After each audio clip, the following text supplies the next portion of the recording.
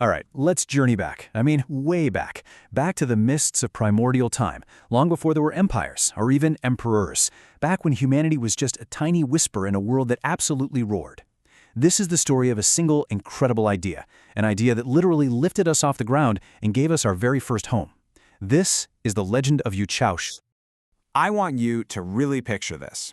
A world with no doors to lock, no walls to keep the night at bay. This was a time when just surviving, that was the only thing that mattered. And your only shelter? A cold, dark, damp hole in the ground. Yeah, this was not some peaceful, idyllic existence. Not at all. This was an age of constant, gut-wrenching fear. You gotta understand, in this untamed wilderness, we weren't at the top of the food chain. Far from it. We were outnumbered, we were outmatched, and we were scattered. Simply put, we were the prey. Every single day was just a fight to stay alive. You had predators stalking the forests. You had freezing rains turning everything to mud. And those caves? They offered almost no comfort. They were cold, they were wet, and anything could just wander in. There was no real safety, nowhere you could finally let your guard down and just rest. So it really makes you wonder, right? In a world filled with giant beasts and just brutal, unforgiving weather, how could a species like us, with no claws, no sharp fangs, no thick fur, how could we possibly survive? Well, the answer, at least as the legend tells it, didn't come from digging deeper into the ground. It came from looking up, and that single act, it was a turning point for all of humanity. So the story goes that humanity had kind of lost its way. Our connection to the divine had faded, and we'd lost a lot of our innate abilities. So heaven sent a wise sage to help guide us. This sage saw all the suffering, saw our plight, and started searching for an answer. And the solution he found was just brilliantly simple. He looked at the caves, down on the ground, damp, totally vulnerable. Then he looked up and saw what the birds were doing. They were weaving these intricate nests high up in the branches. They were sheltered, they were dry, and they were completely out of reach from anything dangerous on the ground. It was like, boom, nature had already solved the problem. So he took that amazing idea and taught humanity a brand new skill. Not just how to find shelter, but how to build it. The process was called Gou Mu Wei Chao, which basically means to build a nest from wood. And it was an ingenious system, something anyone could learn.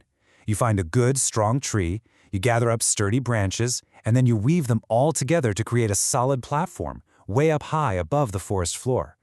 Humanity was, well, quite literally, rising above its problems. Now, let's be clear. This wasn't a house like you and I think of one. It was a chao, a nest. But you have to imagine, for the people back then, this was a fortress. This was the birth of architecture, and it solved the most basic, fundamental human need there is, shelter. And this one single idea, it didn't just change how people lived their daily lives. Oh no, it completely transformed their entire society.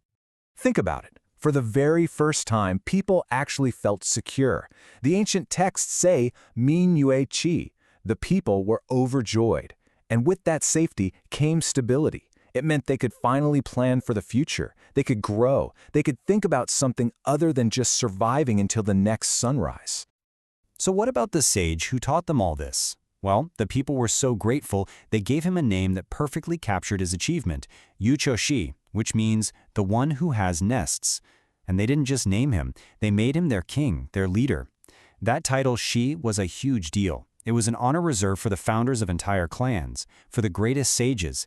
It basically marked him as a father of their civilization. He also became known as the Nest Emperor. And under his leadership, humanity made one of the most monumental shifts in its entire history. They went from Suiju, or cave dwelling, to Chaoju, nest dwelling. You could almost say they moved from the darkness into the light.